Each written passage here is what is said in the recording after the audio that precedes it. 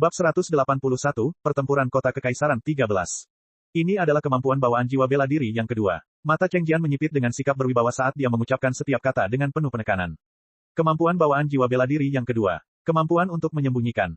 Sungguh kemampuan bela diri yang kuat. Pada saat ini, seorang jenderal Kekaisaran Duan Ren di belakang Duan Wuhen tidak dapat menahan diri untuk berseru, bahkan aku tidak dapat mendeteksi napas Huang Xiaolong saat ini. Dia adalah ahli Xiantian Orde ketiga. Bahkan seorang ahli Xiantian tingkat ketiga tidak dapat mendeteksi kehadiran Huang Xiaolong, orang dapat membayangkan betapa hebatnya kemampuan bela diri kedua Huang Xiaolong. Di luar arena pertempuran, banyak ahli yang menyaksikan juga tercengang. Sekali lagi, kerumunan itu gempar. Cui Li, Pang Yu, dan yang lainnya juga mencari dengan mata dan indera spiritual mereka, mencoba melihat apakah mereka dapat mendeteksi kehadiran Huang Xiaolong di panggung. Saat semua orang masih mencari bayangannya, Huang Xiaolong tiba-tiba muncul di udara di atas di belakang Xie Putih, melancarkan serangan telapak tangan yang diarahkan ke punggung Xie Putih. Tepat saat Huang Xiaolong hendak berhasil, api hitam yang menyelimuti Xie Putih berkobar, menelan area di sekitar Xie Putih dalam api. Ekspresi Huang Xiaolong berubah serius dan segera menarik telapak tangannya sambil mundur ke belakang. Xie Putih berputar ke belakang. Sekali lagi, keduanya berdiri berhadapan di atas panggung. Di udara, baik naga hitam maupun Phoenix api hitam masih bertarung, auman naga dan teriakan burung Phoenix bergema tanpa henti di telinga orang-orang. Gelombang kejut yang dahsyat meledak dari arena pertempuran, melonjak keluar dengan panggung sebagai pusatnya, bergemuruh seperti guntur. Matahari yang cerah di atas tidak terlihat sama sekali, seluruhnya tertutup oleh api hitam dan energi yang dipancarkan oleh naga hitam dan burung Phoenix api hitam.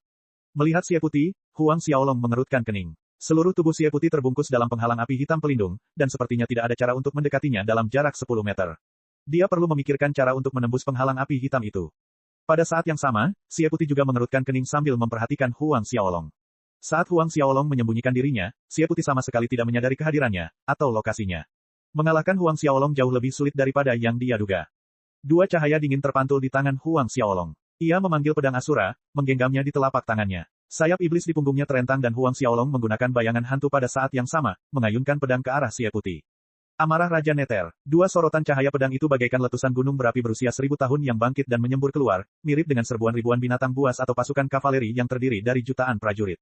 Serangan itu pun langsung mencapai Xie Putih. Terlalu cepat, Xie Putih tercengang. Api hitam pelindung yang menyelimuti Xie Putih bangkit, dan serangan murka Raja Neter benar-benar larut di bawah panasnya api hitam, tertelan. Roh bela diri tingkat 13 tingkat pertama, api hitam milik Black Flame Phoenix dikatakan mampu membakar semua makhluk, dan telah terbukti bahkan dapat melahap cahaya bilah serangan yang berasal dari Blades of Asura. Setelah api hitam meleleh dan melahap urat of the Nether King milik Huang Xiaolong, Xie Putih berkedip dan menghilang. Ia muncul kembali dalam jarak beberapa meter dari Huang Xiaolong dengan serangan jari lainnya, tetapi ini bukan pengulangan Mirage Void Finger dari sebelumnya. Jari meteor. Dengan satu titik, beberapa sidik jari surrealis yang berbeda muncul entah dari mana dan terpisah, seperti hujan bintang jatuh yang menargetkan Huang Xiaolong. Huang Xiaolong tidak bersembunyi atau menghindar kali ini. Sebaliknya, dia mengangkat tangannya dan menunjuk jarinya juga. Seberkas cahaya keemasan melesat keluar, menghantam jari meteor yang datang. Gelombang kejut menggema tanpa henti. Di luar arena pertempuran, tempat gelombang kejut menghantam, telah menyebabkan rasa sakit yang menusuk pada gendang telinga para ahli dan membuat mereka takut dengan tingkat pertempuran. Dalam tabrakan serangan dua jari, Huang Xiaolong terhuyung mundur 3 langkah dari kekuatan itu. Meskipun Huang Xiaolong menelan banyak mutiara naga api dan buah sikas selama kultivasinya yang meningkatkan pertahanan fisiknya ke tingkat yang lebih tinggi daripada para prajurit di alam yang sama, membuat pertahanannya hampir sebanding dengan Xiantian Orde kedua, Xie Putih juga memiliki pertemuan kebetulannya sendiri. Selain itu, ia memiliki sumber daya keluarganya. Pertahanan fisik dan kekuatan Xie Putih hampir mencapai ahli Xiantian Orde ketiga. Jari meledak api, siluet Xie Putih memudar, melanjutkan serangannya terhadap Huang Xiaolong. Huang Xiaolong mengaktifkan kemampuan bela dirinya, penyembunyian luar angkasa, dan menghilang dari pandangan. Serangan Xie Putih sekali lagi hanya sia-sia. Permainan, berlangsung dengan satu orang menyerang sementara yang lain mundur dan sebaliknya. Satu serangan demi satu serangan, seluruh panggung pertempuran menjadi rusak dan hancur karena kedua serangan itu. Lubang seukuran jari, telapak tangan, bahkan kepalan tangan berserakan di panggung. Begitu saja, Huang Xiaolong dan Xie Putih bertukar lebih dari selusin pukulan. Beberapa prajurit yang lebih lemah di luar arena pertempuran hampir tidak bisa mengikuti gerakan mereka. Bang! Keduanya terpisah setelah tabrakan terakhir, berdiri di sisi panggung yang berlawanan. Dalam selusin pertukaran terakhir tadi, keduanya tampak setara di permukaan tetapi para ahli dengan mata tajam dapat melihat Huang Xiaolong berada dalam posisi yang kurang menguntungkan. Jika bukan karena kemampuan bela diri Huang Xiaolong untuk bersembunyi, dia mungkin sudah kalah sejak lama. Tidak peduli apakah itu kekuatan, ki pertempuran, atau kecepatan, Huang Xiaolong lebih lemah dan lebih lambat dari Xie Putih. Tiba-tiba, pada saat itu, suara rengekan naga bergema, menarik perhatian semua orang. Mendongak, semua orang melihat dua roh bela diri yang sedang bertarung, naga hitam ilahi dan Phoenix api hitam. Cakar Phoenix api hitam menemukan celah dan menembus punggung naga hitam ilahi. Sisik naga jatuh, sementara darah turun dari udara. Naga hitam ilahi terluka. Melihat ini, Ekspresi Huang Xiaolong berubah serius dan dia melompat ke kepala naga hitam ilahi. Setiap gerakan diikuti dengan saksama oleh kerumunan karena pada saat berikutnya, cahaya biru muda berkedip-kedip di sekitar tubuh naga hitam itu. Bagian yang terbakar oleh api hitam Phoenix api hitam perlahan berhenti berdarah. Sisik naga baru tumbuh dengan cepat saat lukanya sembuh. Mata semua orang terbelalak kaget saat semua orang menyaksikan kejadian yang terjadi di depan mereka. Apa yang terjadi? Bagaimana luka naga hitam ilahi itu bisa sembuh begitu cepat? Itu Huang Xiaolong. Kemampuan bawaan roh bela diri ketiga Huang Xiaolong. Huang Xiaolong benar-benar memiliki kemampuan roh bela diri ketiga. Beberapa ahli menduga, alasan dibalik pemulihan cepat naga hitam ilahi adalah karena Huang Xiaolong mengaktifkan kemampuan roh bela dirinya yang ketiga. Kerumunan orang tercengang karena terkejut. Tidak pernah terlintas dalam pikiran siapapun bahwa Huang Xiaolong akan memiliki kemampuan bela diri yang ketiga. Di dunia roh bela diri, memiliki kemampuan roh bela diri kedua sudah cukup untuk menimbulkan rasa iri, namun Huang Xiaolong ini ternyata memiliki yang ketiga. Cui Li, Pang Yu, Dai Sani, dan yang lainnya melompat dari tempat duduk mereka. Meskipun Duan Wuhan dan Cheng Jian berhasil mengendalikan diri dan tetap duduk, keterkejutan tampak jelas di wajah mereka. Ada orang yang memiliki kemampuan roh bela diri ketiga di dunia roh bela diri, tetapi di seluruh benua angin salju, jumlahnya tidak melebihi jari di kedua tangan. Selain itu, baik Duan Wuhan maupun Kaisar Duan Ren sendiri tidak membangkitkan kemampuan roh bela diri ketiga. Xie Putih seperti orang lainnya, tertegun hingga linglung. Huang Xiaolong tidak hanya memiliki kemampuan bela diri ketiga, tetapi apakah itu harus sesuatu yang dapat membantunya menyembuhkan luka-lukanya? Kemampuan pemulihan instan sama bergunanya dengan penyembunyian luar angkasa dan secara lebih ringkas dapat digambarkan sebagai kemampuan yang menantang surga. Sebenarnya, kemampuan roh bela diri ketiga Huang Xiaolong, pemulihan instan, dulunya hanya mampu memulihkan ki pertempuran yang terkuras. Namun, setelah Huang Xiaolong menerobos ke alam Xiantian, ia baru-baru ini menyadari bahwa kemampuan roh bela diri ketiganya benar-benar mengalami beberapa perubahan dan berevolusi. Tidak hanya dapat memulihkan ki pertempuran yang terkuras, ia juga mampu memulihkan vitalitas. Setelah mengatasi keterkejutannya, Xie Putih pun bergerak ke samping roh bela diri Black Flame Phoenix-nya sambil menggoyangkan tubuhnya. Ia berbicara perlahan, aku tidak menyangka kau akan memiliki kemampuan roh bela diri ketiga, tetapi kau mungkin memiliki roh bela diri lain, kan? Semangat bela diri yang lain. Mendengar ini, orang banyak tercengang. Kata-kata Xie Putih berarti, kepala-kepala hampir putus dari leher mereka saat mereka berputar untuk melihat Huang Xiaolong. Mungkinkah Huang Xiaolong benar-benar? Huang Xiaolong terkejut. Xie Putih dapat menebak bahwa dia memiliki jiwa bela diri kedua. Naga biru, keluarlah. Karena rahasia itu tidak dapat disimpan lebih lama lagi, Huang Xiaolong tidak perlu menyembunyikannya lagi. Dengan panggilan keras, tubuh Huang Xiaolong meledak dalam cahaya biru es yang berkilauan. Di hadapan tatapan tercengang itu, raungan naga biru ilahi yang besar mengguncang langit saat melayang di belakang Huang Xiaolong. Saat naga biru muncul, tekanan yang jauh lebih kuat daripada naga hitam membayangi aura Phoenix api hitam. Itu adalah kekuatan naga yang mampu menghalangi dunia. Pada saat yang sama, momentum Huang Xiaolong meningkat tajam. Bab 182, Pertempuran Kota Kekaisaran 14. Bab 182, Pertempuran Kota Kekaisaran 14. Semangat bela diri yang kedua. Huang Xiaolong ternyata memiliki semangat bela diri kedua. Dan itu adalah roh bela diri yang belum pernah muncul di dunia roh bela diri sebelumnya, naga biru. Duan Wuhan berhasil mempertahankan ketenangannya hingga saat itu, tetapi tiba-tiba ia berdiri dengan heran sambil menatap tajam ke arah naga biru. Naga biru, roh bela diri yang belum pernah muncul sebelumnya. Naga ini jelas merupakan variasi dari roh bela diri klan naga, dan itu pastilah roh tingkat 13, atau bahkan tingkat 14. Huang Xiaolong ini sebenarnya memiliki bakat bela diri yang luar biasa, namun naga hitam tingkat rendah sudah berada di tingkat atas 12.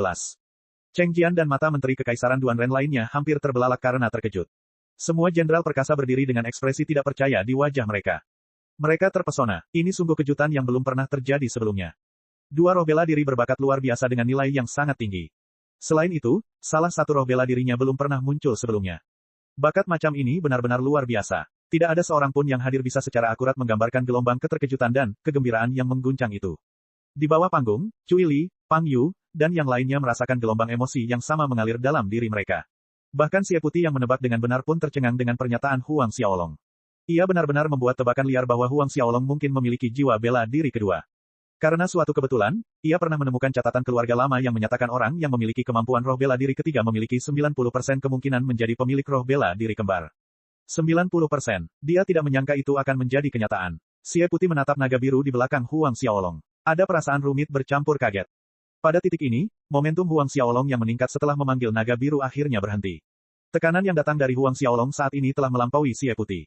Meskipun pemanggilan roh bela diri tidak dapat meningkatkan ki pertempuran pemiliknya sebanyak transformasi jiwa, namun hal itu meningkatkan kekuatan pemiliknya secara signifikan. Naga biru berenang mengitari Huang Xiaolong, memberikan kesan kepada setiap orang bahwa Huang Xiaolong sendiri merupakan lambang naga ilahi purba.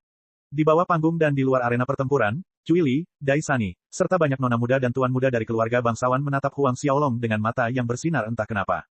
Huang Xiaolong tiba-tiba melompat dan melancarkan pukulan runtuh ke arah Xie Putih. Pukulan itu bersiul di udara saat menghancurkan ruang dan kehampaan, menciptakan gelombang sonik yang aneh. Wajah Xie Putih menjadi serius. Dia juga melompat dan menunjuk Huang Xiaolong. Jari penghancur langit, ki pertempuran terkumpul, berputar di jari Xie Putih. Cahaya hitam berkilau melesat keluar dan menghilang dalam sekejap tepat di depan pukulan Huang Xiaolong. Ledakan itu mengguncang panggung. Di udara, dua siluet terpisah, dan langsung menjauh satu sama lain. Huang Xiaolong mendarat dengan lincah di panggung pertempuran, sedangkan Xie Putih menabrak tubuh Black Flame Phoenix, mundur selangkah demi selangkah sambil berusaha mendapatkan kembali keseimbangannya. Sebuah pembalikan. Setelah memanggil naga hitam dan naga biru, ki pertempuran dan ketangguhan fisik Huang Xiaolong melampaui Xie Putih dengan selisih sedikit. Huang Xiaolong menyerang dengan jurus kedua. Melompat ke udara, memanggil pedang Asura, tubuhnya mulai berputar dengan kecepatan tinggi dengan pedang Asura berayun keluar. Kondisi petir yang melimpah. Kilatan petir berubah menjadi banjir naga petir yang bagaikan badai petir dahsyat yang ditujukan ke Xie Putih dari berbagai sudut. Xie Putih yang terkejut, membalas dengan serangan dari kedua tangannya. Beberapa sidik jari melesat keluar dengan kecepatan tinggi, tetapi tidak berhasil. Meskipun serangan jarinya berhasil sedikit melemahkan kecepatan dan kekuatan naga banjir petir, itu tidak menghentikan mereka untuk maju ke arahnya. Melihat hal itu sia-sia, Xie Putih segera mengerahkan ki tempurnya hingga batas maksimal. Api hitam membumbung dari tubuhnya, membakar dan melelehkan apapun yang mendekat. Naga banjir petir dan api hitam bertabrakan. Kekuatan dahsyat dari naga banjir petir menyebabkan api hitam menghilang setelah bertabrakan, menghilang dari ki pertempuran. Xie Putih terdorong mundur lagi dan bahkan Black Flame Phoenix yang ada di bawahnya pun terdorong mundur, mengeluarkan teriakan Phoenix yang menggema. Meskipun ada rumor bahwa api hitam milik Black Flame Phoenix dapat membakar segalanya, itu tidak sepenuhnya aman. Itu juga tergantung pada kekuatan pemiliknya. Setelah memanggil Blue Dragon, kekuatan Huang Xiaolong meningkat secara signifikan. Xie Putih jelas tertekan. Meskipun api hitam itu masih dapat membakar dan menelan serangan Huang Xiaolong, efeknya telah sangat berkurang dibandingkan sebelumnya. Tentu saja ini dikarenakan adanya penindasan dari naga biru, tingkatannya memang lebih tinggi dari naga hitam pada awalnya. Huang Xiaolong terus mengayunkan bilah-bilah di tangannya. Di udara, kerumunan melihat dua bunga yang sedang mekar dengan kelopak berwarna ungu tua tiba-tiba muncul entah dari mana. Setiap bunga berukuran sebesar telapak tangan orang dewasa, berkilauan dalam cahaya ungu pekat yang memikat. Melihat dua bunga berwarna ungu gelap berputar di udara, penonton tercengang. Tanpa peringatan, mereka menghilang sama tiba-tibanya seperti kemunculannya. Xie Putih juga terkejut. Namun sesaat kemudian, wajahnya menegang dan dia cepat-cepat mundur dengan panik. Mulutnya berteriak, Black Flames Regnan. Tepat saat api hitam membumbung tinggi dari tubuh Xie Putih, api itu tiba-tiba meledak dan menghilang seolah-olah terkena hantaman, sehingga Xie Putih mengerang dan jatuh ke panggung di bawahnya dari punggung Black Flames Phoenix. Xie Putih dengan paksa menyeimbangkan dirinya agar tidak jatuh ke panggung. Orang-orang di kerumunan itu dapat melihat dua jejak berbentuk bunga di dada Xie Putih, memancarkan untaian energi berwarna ungu kehitaman. Bagian atas pakaiannya telah hancur berkeping-keping. Jejak bunga itu tampak persis sama dengan dua bunga dari serangan Huang Xiaolong. Mengerikan sekali, serangan yang tak terduga. Apa jenis ki pertempuran ini sebenarnya? Kekuatannya begitu mengerikan sehingga bahkan api hitam tidak dapat menghentikannya. Desahan dan seruan terdengar dari mana-mana. Duan Wuhen menyaksikan dengan penuh rasa takjub. Jika kultivasi ki pertempuran Huang Xiaolong berada pada level yang sama dengannya, serangan ini, dapatkah dia menahannya? Cheng Jian, bisakah kau memberitahu ki pertempuran apa yang dikultivasikan Huang Xiaolong? Duan Wuhen tidak dapat menahan diri untuk bertanya. Cheng Jian menggelengkan kepalanya, menteri ini tidak dapat mengatakannya. Ini juga pertama kalinya dia melihat jenis ki pertempuran milik Huang Xiaolong. Pada saat itu, Huang Xiaolong melompat dari tubuh naga hitam, mendarat dengan lembut di panggung pertempuran. Xie Putih mengusap luka-luka di dadanya, dan sedikit kerutan muncul di antara alisnya. Keinginan kuat untuk bertarung berkobar di matanya. Huang Xiaolong, aku akui jiwa bela diri kembarmu memang kuat, tetapi aku tidak akan menyerah begitu saja. Aku tidak akan kalah darimu begitu saja. Setelah dia selesai berbicara, Black Flame Phoenix menghilang dan mulai menyatu dengan Xie Putih, memulai transformasi jiwa. Setelah menyatu dengan Black Flame Phoenix, tekanan yang keluar dari Xie Putih langsung melonjak, dan terus membumbung tinggi. Wiliwau turun, awan bergulung, dan langit menjadi gelap. Pusaran energi yang kuat terbentuk dengan Xie Putih digunakan sebagai mata di tengahnya. Baju zirah hitam muncul di tubuh Xie Putih mirip baju zirah dewa kuno, hanya menyisakan mulut, mata dan hidungnya yang terlihat. Melihat aksi Xie Putih, Huang Xiaolong melambaikan tangan ke arah naga hitam dan naga biru yang melayang di belakangnya. Roh bela diri kembar itu berenang di sekelilingnya dalam lingkaran, semakin dekat dan dekat, menyatu dengannya. Sisik dua warna, hitam dan biru muncul di permukaan kulit Huang Xiaolong. Permukaan sisik yang halus dan tajam memantulkan cahaya. Gambar seperti tato kepala naga hitam dan biru muncul di punggung Huang Xiaolong saat paku naga tajam menonjol keluar dari lengan Huang Xiaolong. Momentum Xie Putih berlipat ganda setelah transformasi jiwanya, namun hampir tidak melampaui Huang Xiaolong yang bertransformasi jiwa dengan roh bela diri naga kembar. Bahkan sebelum menyatu dengan naga, kekuatan Huang Xiaolong telah menekan Xie Putih dengan selisih kecil dan sekarang menguasainya. Jari Dewa Tiran, Xie Putih mengambil inisiatif untuk menyerang terlebih dahulu setelah mengubah jiwanya. Menembus ruang, dia tiba di hadapan Huang Xiaolong hampir seketika. Satu jari menusuk ke arah Huang Xiaolong, meledak dengan kekuatan tirani yang mampu menghancurkan semua yang ada di jalannya. Itu sebenarnya jari Dewa Tiran yang hilang 5 hingga 600 tahun yang lalu. Seorang jenderal berpangkat tinggi di samping Duan Wuhen berkata dengan terkejut. Jari Dewa Tiran adalah keterampilan pertempuran tingkat bumi yang tinggi. Cheng Jian juga ternganga karena terkejut. Serangan jari Xie Putih melaju mendekati dada Huang Xiaolong, tetapi pada saat yang sama Huang Xiaolong juga mengangkat tinjunya sendiri untuk menyerang balik serangan itu. Bab 183, Pertempuran Kota Kekaisaran 15. Bab 183, Pertempuran Kota Kekaisaran 15. Boom! Gelombang kejut yang meledak bergema di atas panggung. Jari Dewa Tiran milik Xie Putih hancur berkeping-keping dengan satu pukulan dari Huang Xiaolong. Tepatnya, tingkat keterampilan pertempuran hanya meningkatkan kekuatan ki pertempuran selama serangan. Di hadapan ki pertempuran yang lebih kuat dan dahsyat, segalanya menjadi sia-sia. Tinju Huang Xiaolong melesat maju, menghantam tubuh Xie Putih setelah menyebarkan keterampilan pertempuran serangan jarinya. Terkejut, Xie Putih segera membalas dengan tinjunya, dan sesaat kemudian kedua tinju itu saling bertabrakan.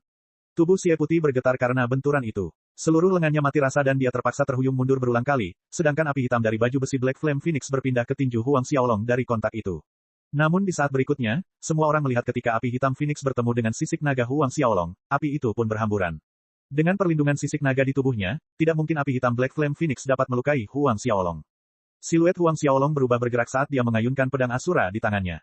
Bunga dari pantai lain muncul lagi, mekar di udara dengan cahaya ungu gelap yang berkilauan.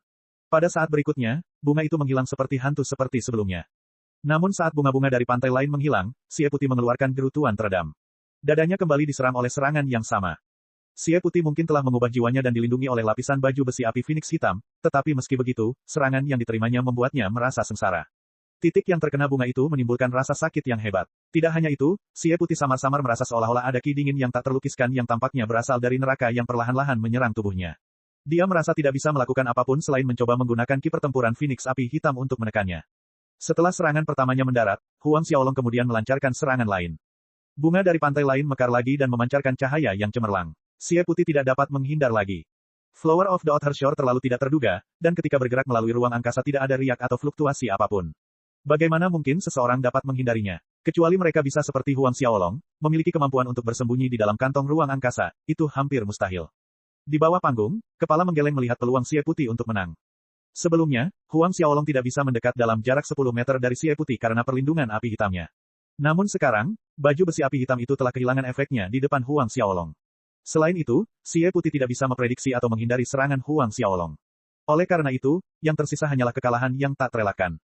10 menit kemudian, Wrath of the Nether King milik Huang Xiaolong menghantam dada Xie Putih, membuatnya terpental dan jatuh ke tepi arena pertempuran. Baru pada saat itulah Huang Xiaolong menghentikan serangannya.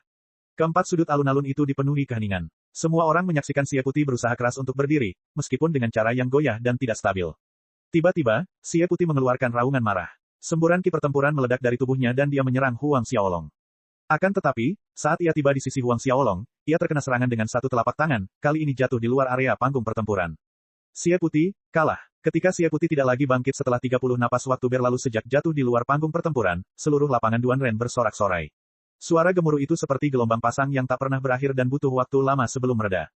Pertarungan terakhir ini akhirnya berakhir. Pemenang pertama dalam Imperial City Battle tahun ini sebenarnya adalah Huang Xiaolong. Tidak pernah terlintas dalam pikiran siapapun bahwa hasilnya akan seperti ini.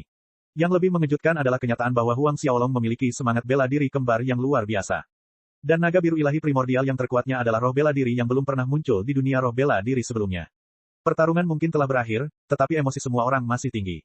Pertarungan yang mereka saksikan hari ini jauh lebih mendebarkan daripada yang mereka duga. Ini semua karena Huang Xiaolong. Bahkan Duan Wuhen dan Cheng Jian merasa tercengang. Mungkin bahkan ayah kekaisaran akan merasa terkejut ketika kita melaporkan hasilnya kepadanya nanti. Duan Wuhen berpikir. Beberapa saat kemudian, Cheng Jian mengumumkan kemenangan Huang Xiaolong dalam pertempuran terakhir.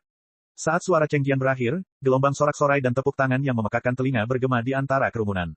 Meskipun kompetisi telah berakhir, hadiahnya baru akan dibagikan keesokan harinya. Huang Xiaolong melangkah keluar dari panggung pertempuran, dan dalam perjalanan kembali ke tempat duduknya, ia berpapasan dengan Pang Yu. Pang Yu memaksakan senyum canggung sementara kakinya melangkah mundur dengan gugup, membuka jalan lebar bagi Huang Xiaolong. Baru setelah Huang Xiaolong menjauh, Pang Yu berani bernapas lega. Punggungnya sudah basah oleh keringat dingin. Ia beruntung celananya tidak basah. Ketika Huang Xiaolong keluar dari arena pertempuran, para nona muda, tuan muda, dan rakyat jelata memuji namanya dengan keras, Huang Xiaolong. Huang Xiaolong. Huang Xiaolong. Nyanyian tiga kata ini bergema di lapangan Duanren untuk waktu yang sangat lama, gelombang demi gelombang semakin keras. Pada titik ini, Huang Xiaolong sudah diangkat ke status idola oleh beberapa pemuda-pemula dari keluarga ini. Dua roh bela diri kembar yang hebat dari jenis yang sama. Bakat yang sangat luar biasa, dia adalah yang pertama dalam sejarah panjang berdirinya Kekaisaran Duanren. Dari segala arah, kerumunan mengerumuni Huang Xiaolong. Untungnya, ia memiliki Zhao Su, Yu Ming, dan Fei Hou untuk menangkis mereka. Kalau tidak, akan menjadi tugas yang berat bagi Huang Xiaolong untuk meninggalkan alun-alun dengan pakaiannya yang utuh setelah dicakar oleh para nona muda dari keluarga bangsawan yang mengejarnya. Kemungkinan besar, lapisan kulitnya akan terkelupas akibat semua tangan yang menggosok tubuhnya. Baru setelah Huang Xiaolong meninggalkan lapangan Duanren, keadaan kembali tenang dan kosong seperti biasanya. Di ruang pribadi kedua di restoran intoksikasi tak terlupakan, Yao Fei melotot ke arah Yang Gang dan Pang Yu dengan ekspresi gelap. Sampah, bentak Yao Fei dingin. Yang Gang dan Pang Yu gemetar di bawah tatapan itu. Tapi aku tidak menyangka Huang Xiaolong memiliki jiwa bela diri kembar yang sangat hebat, menyebabkan bahkan Xie Putih bukanlah lawannya. Suara Yao Fei dingin sekali, nafsu darah merah bersinar di matanya. Dua jiwa bela diri yang berbakat dan hebat. Dan ada kemungkinan naga biru itu kelas 14. Kelas 14. Keberadaan legendaris semacam ini yang hanya tercatat dalam naskah kuno ternyata muncul dalam tubuh Huang Xiaolong, seorang yang biasa-biasa saja dan berlatar belakang keluarga kecil. Jika Yao Fei memiliki bakat seperti itu, dan dengan sumber daya yang dimiliki keluarga Yao, dia pasti akan berhasil menembus alam suci. Menjijikkan, Yao Fei tiba-tiba berteriak. Tekanan kuat keluar darinya, langsung mengubah kursi di sampingnya menjadi debu bertenaga. Yang Gang dan Pang Yu ketakutan dan segera mundur, wajah mereka berdua pucat pasi. Namun, pada saat berikutnya, Yao Fei memusatkan emosinya. Tatapan dinginnya menyapu wajah Yang Gang dan Pang Yu, tidak apa-apa, kalian berdua bisa pergi. Yang Gang dan Pang Yu tertegun pada awalnya, kemudian menganggukkan kepala mereka dengan penuh semangat sebelum melarikan diri seolah-olah nyawa mereka dalam bahaya. Pada saat yang sama, jauh di dalam istana bawah tanah di dalam istana Kekaisaran Duanren, Kaisar Duanren mendengarkan putranya dan Menteri Cheng Jian melaporkan hasil pertempuran kota Kekaisaran. Ia juga tercengang. Roh bela diri kembar yang luar biasa. Itu benar-benar roh bela diri kembar yang luar biasa. Kaisar Duanren bergumam pelan pada dirinya sendiri dengan agak gembira, menyebabkan sikap bermartabatnya yang biasa menjadi luntur. Duan Wuhen terkejut saat melihat reaksi ayah kekaisarannya. Dia belum pernah melihat ayah kekaisarannya mengabaikan semua kepura-puraan sopan santun dengan cara apapun. Tampaknya ada secercah harapan dan kegembiraan di antara matanya. Cheng Jian juga terkejut saat mengamati reaksi dramatis Kaisar Duanren. Beberapa saat kemudian, Kaisar Duanren menyadari kesalahannya. Setelah pulih, ia menekankan, besok, setelah upacara pemberian hadiah selesai, bawa Huang Xiaolong menemuiku. Ayah kekaisaran ingin bertemu Huang Xiaolong. Duan Wuhen bingung dan terkejut dengan permintaan itu. Sudah bertahun-tahun sejak Kaisar Duanren ingin bertemu dengan para jenius dari pertempuran kota kekaisaran manapun, bahkan pemenang tempat pertama tahun-tahun sebelumnya tidak memiliki hak istimewa ini. Benar, Kaisar Duanren mengiyakan. Baik, Ayahanda Kaisar. Duan Wuhen menjawab dengan hormat, tidak berani bertanya terlalu banyak. Baiklah, kamu bisa pergi sekarang. Duan Wuhen dan Cheng Jian memberi hormat dan keluar dari ruangan dengan tenang. Bab 184, membeli perumahan Southern Hill. Bab 184, membeli perumahan Southern Hill. Di pihak Huang Xiaolong, setelah meninggalkan lapangan Duanren, mereka berempat, Huang Xiaolong, Zhao Su, Yu Ming, dan Fei Hou, menuju pasar perdagangan properti. Jika mereka tidak menyelesaikan masalah akomodasi secepat mungkin, maka mereka berempat akan tidur di jalanan lagi. Sang juara pertempuran kota kekaisaran yang tidur di jalanan, kalau ada yang tahu, dia akan menjadi bahan tertawaan seisi kekaisaran. Tak lama kemudian, Huang Xiaolong dan ketiganya tiba di pasar properti, melewati sebuah bisnis bernama Trusty Heaven Firm. Berhenti di sana, keempatnya masuk ke dalam. Ada 3 firma raksasa di Kekaisaran Duanren, satu bernama Million Treasure House dan memiliki hubungan dengan keluarga Huang karena merupakan milik keluarga Guo. Satu lagi milik keluarga Xie tempat Xie Putih berada, bernama Eternal Prosper Firm. Yang terakhir adalah tempat mereka sekarang, Trusty Heaven Firm. Saat Huang Xiaolong melangkah ke aula besar, teriakan keras terdengar di aula, Huang Xiaolong. Huang Xiaolong menoleh dan melihat seorang pria setengah baya yang mengenakan seragam perusahaan tengah menatapnya dengan ekspresi tercengang di wajahnya. Pria parubaya itu mempercepat langkahnya hingga berhenti di depan Huang Xiaolong, tertawa gugup dan gembira, ini benar-benar Tuan Muda Huang, tamu yang langka, benar-benar tamu yang langka. Tolong, saya sendiri baru saja kembali dari Duanren Square, saya pikir mata saya sedang mempermainkan saya. Setelah pertempuran kota kekaisaran, banyak orang yang dapat dengan mudah mengenali wajah Huang Xiaolong. Begitu saja, di bawah tatapan mata kaget para tamu lain di aula besar luar, pria parubaya itu memimpin Huang Xiaolong dan kelompoknya ke aula dalam yang lebih privat. Setelah perkenalan singkat, nama pria parubaya itu diketahui adalah Zhou Hua, pengawas kantor pusat Trusty Heaven. Mengetahui tujuan Huang Xiaolong, Zhou Hua menyeringai dan bertanya, apakah bangsawan muda Huang punya lokasi pilihan? Huang Xiaolong berpikir sejenak, lokasinya tidak penting, yang penting tempatnya harus besar semakin baik. Zhou Hua segera merekomendasikan beberapa tempat kepada Huang Xiaolong dan akhirnya, Huang Xiaolong memilih sebuah tempat bernama Southern Hill Estate. Di antara beberapa tempat yang disarankan Zhou Hua, perkebunan Bukit Selatan merupakan yang terbesar dan paling terpencil, sesuai dengan persyaratan Huang Xiaolong. Namun, saat Huang Xiaolong hendak membayar, Zhou Hua menolaknya sambil tertawa dan berkata, tidak perlu. Karena bangsawan muda Huang menyukai perkebunan Bukit Selatan itu, maka itu milik bangsawan muda Huang.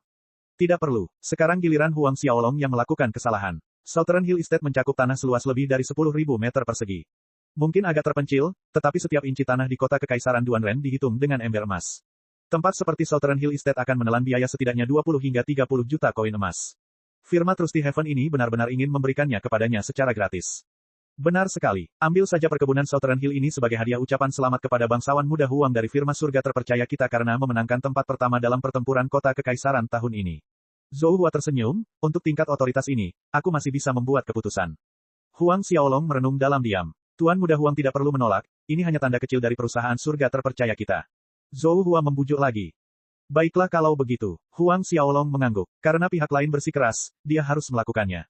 Melihat Huang Xiaolong akhirnya setuju, wajah Zhou Hua berseri-seri dengan senyum lebar. Tuan muda Huang, apakah Anda juga membutuhkan beberapa budak? Ayo, biarkan saya menunjukkan toko perusahaan kami di pasar budak. Melihat Zhou Hua mengundangnya dengan begitu antusias, kelompok Huang Xiaolong yang beranggotakan 4 orang pun pergi bersama Zhou Hua ke toko pasar budak Trusty Heaven Firm. Pada akhirnya, Huang Xiaolong memilih 32 budak. Setelah Huang Xiaolong menyelesaikannya, Zhou Hua secara pribadi memimpin jalan bagi Huang Xiaolong saat mereka melakukan perjalanan ke Southern Hill Estate. Southern Hill Estate membelakangi sebuah bukit kecil dan bagian dalam rumah besar itu didekorasi dengan elegan, tetapi karena tidak ada yang menghalangi selama beberapa waktu, rumput liar tumbuh tinggi di sebagian besar halaman dan taman. Ruangan-ruangan tertutup debu setebal 1 inci. Fei Hou pergi untuk mengatur para budak dan mengawasi pekerjaan pembersihan. Huang Xiaolong merasa sangat puas saat melihat kehijauan pegunungan batu dan danau hijau di Southern Hill Estate setelah para budak baru membersihkan tempat itu. Dalam beberapa hari mendatang, Southern Hill Estate ini akan menjadi rumah barunya. Saat tiba saatnya bagi keluarga Huang untuk pindah, mereka kemungkinan akan menetap di sini secara permanen.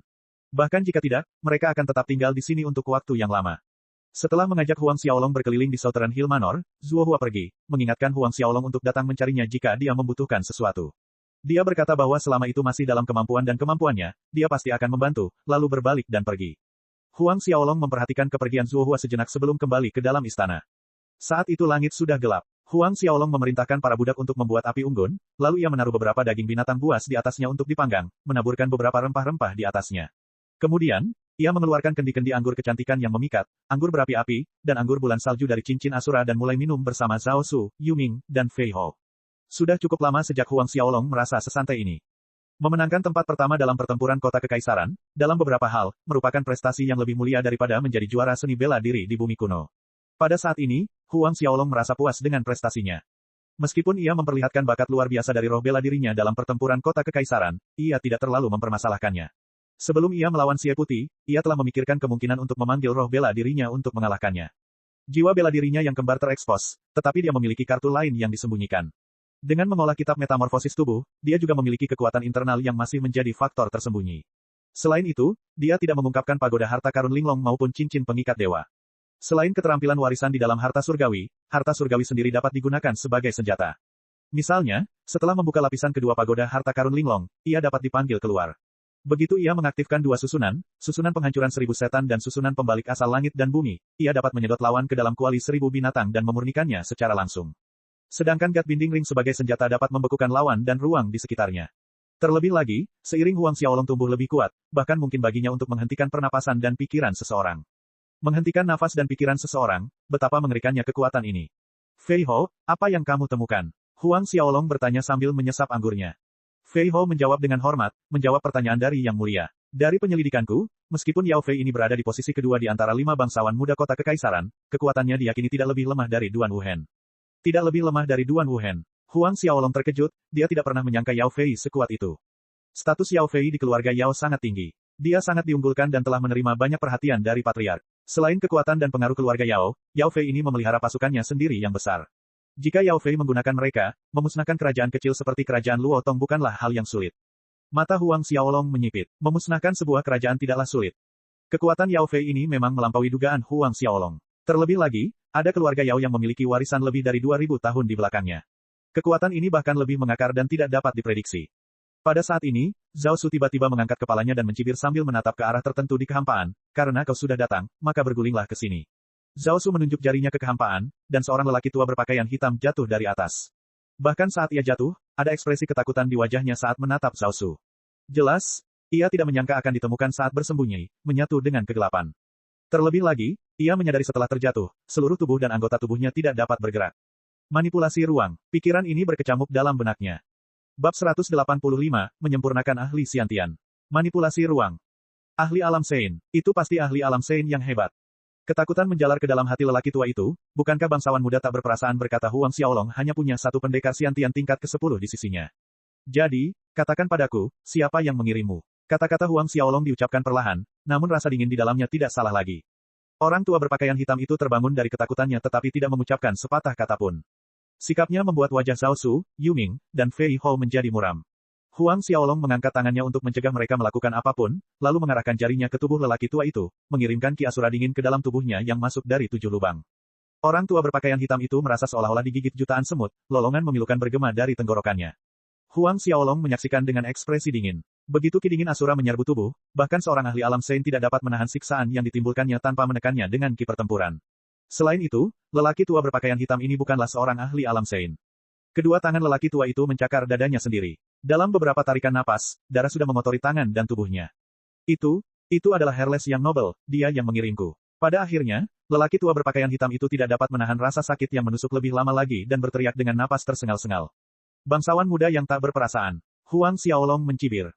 Sebenarnya, meskipun lelaki tua itu belum memberitahunya, dia sudah dapat menduga siapa dalangnya.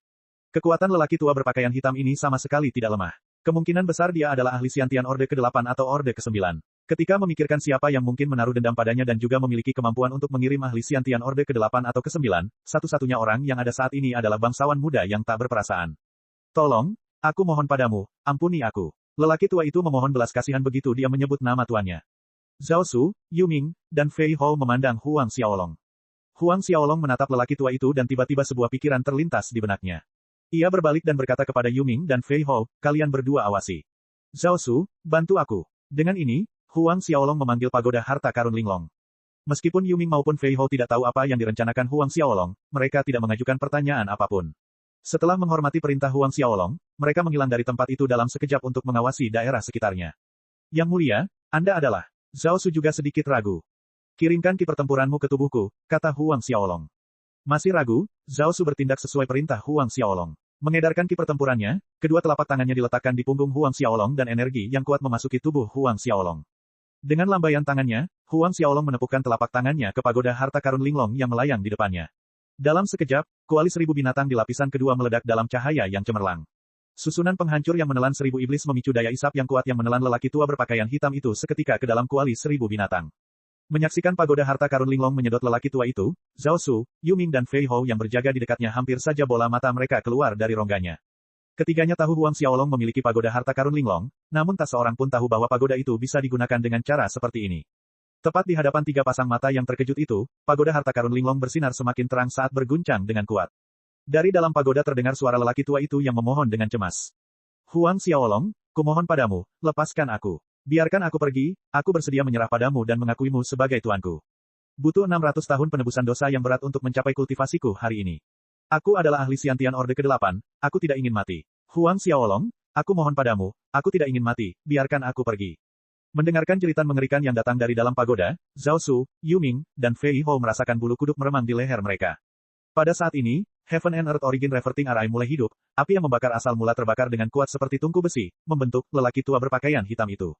Meskipun lelaki tua berpakaian hitam itu mengedarkan ki pertempurannya untuk menangkal api yang membara, api yang membakar asal mula terus menyerbu, menyerang tubuh bagian dalamnya dan memanggangnya hidup-hidup dari dalam keluar.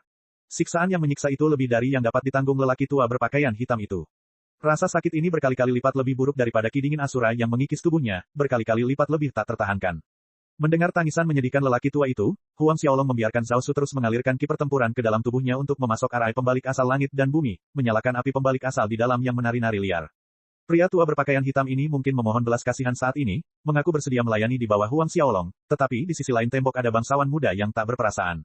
Siapa yang tahu kapan pria tua itu akan berbalik dan menggigitnya. Jadi, tanpa kepercayaan dan keyakinan mutlak, mustahil bagi Huang Xiaolong untuk menjaga orang seperti itu di sisinya. Hanya ada satu cara yang tersisa, pemurnian yang kuat. Karena kuali 1000 binatang ini dapat memurnikan inti binatang menjadi pelet roh, maka teori yang sama seharusnya berlaku untuk prajurit manusia.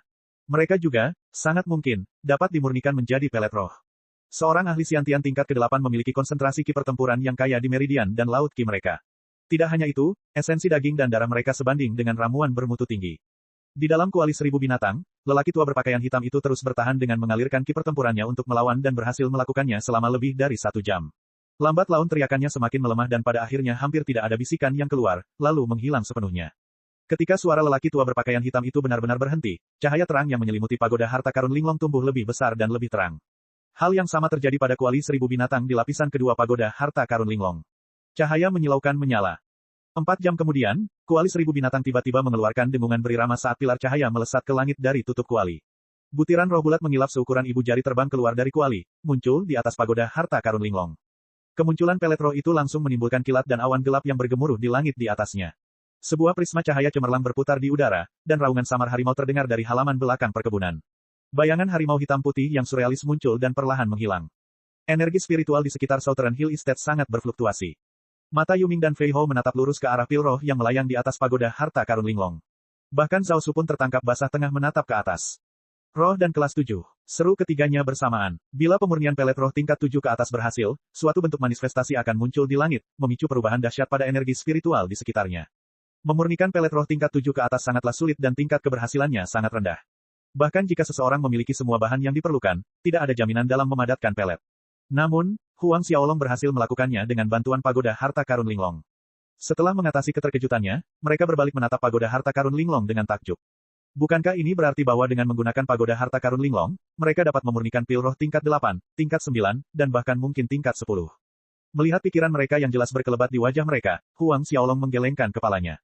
Sebenarnya, jika bukan karena kehadiran Zhao Su, bantuan dari seorang ahli Saint Realm, mustahil baginya untuk memurnikan lelaki tua itu bahkan dengan pagoda harta karun Linglong. Terutama ketika Huang Xiaolong menyadari bahwa jumlah energi yang dibutuhkan oleh Thousand Demon Engulfing Destruction Array dan Heaven and Earth Origin Reverting Array terlalu mengkhawatirkan. Zhao Su adalah ahli alam Saint tingkat tinggi, bukan seseorang yang baru saja menerobos ke alam Saint awal, sehingga kelimpahan ki pertempurannya sulit dibayangkan. Namun untuk disempurnakan menjadi lelaki tua berpakaian hitam, kuali 1000 binatang sebenarnya menyedot lebih dari setengah cadangan ki pertempuran Zhao Su. Lebih dari setengah. Jadi, batu roh sangatlah penting. Batu roh tingkat 3 sudah cukup untuk memurnikan pelet roh tingkat 5, batu roh tingkat 2 dapat mendukung proses pemurnian pelet roh tingkat 6. Singkatnya, untuk memurnikan pelet roh tingkat 7, ia membutuhkan batu roh tingkat 1. Namun, rumah lelang dan perdagangan jarang memiliki batu roh kelas 1 untuk dilelang atau diperdagangkan. Di mana dia bisa mendapatkannya? Huang Xiaolong melenturkan telapak tangannya dan menarik pelet bundar yang melayang di udara ke telapak tangannya. Samar-samar, bayangan harimau hitam dan putih terlihat berkeliaran di dalamnya. Ini adalah semangat bela diri lelaki tua berpakaian hitam yang juga disempurnakan menjadi pelet oleh kuali 1000 binatang. Dikatakan bahwa pil roh tingkat 7 tidak hanya meningkatkan ki pertempuran seseorang secara substansial, tetapi juga meningkatkan pertahanan fisik daging dan memperkuat organ dalam serta jiwa. Huang Xiaolong memutar pil bundar di tangannya, berpikir dalam hati. Langit cerah. Di pagi hari, dia harus hadir di lapangan Duan Ren untuk menerima hadiahnya. Jadi, Huang Xiaolong memutuskan untuk menunggu sampai dia kembali sebelum mengonsumsi pil roh. Bab 186, kurang ajar. Bab 186, kurang ajar. Karena terlalu banyak ki pertempuran yang terkuras darinya dan diserap oleh kuali 1000 binatang saat memurnikan lelaki tua itu, Huang Xiaolong menyuruh Zhao Su untuk beristirahat sementara Yuming dan Fei Hou mengurus masalah perkebunan Bukit Selatan. Mengingat masalah akomodasi telah terselesaikan, langkah selanjutnya adalah memindahkan keluarga Huang dari kerajaan Luotong. Pada saat ini, di aula utama sebuah halaman di bagian utara Yao Manor, Yao Fei mondar-mandir dengan ekspresi muram, emosi yang tidak menentu berputar-putar di kedalaman matanya. Di sisi aula besar berdiri Yang Gang dan Pang Yu. Melihat ekspresi Yao Fei, tak satu pun dari mereka berani berbicara. Butuh waktu lama sebelum Yang Gang berhasil mengumpulkan keberaniannya dan bertanya dengan hati-hati, bangsawan muda yang tak berperasaan, mungkinkah senior sang sudah? Tubuh Yao Fei berputar cepat, tatapannya bagaikan pisau mematikan yang diarahkan ke Yang Gang, langsung membungkamnya.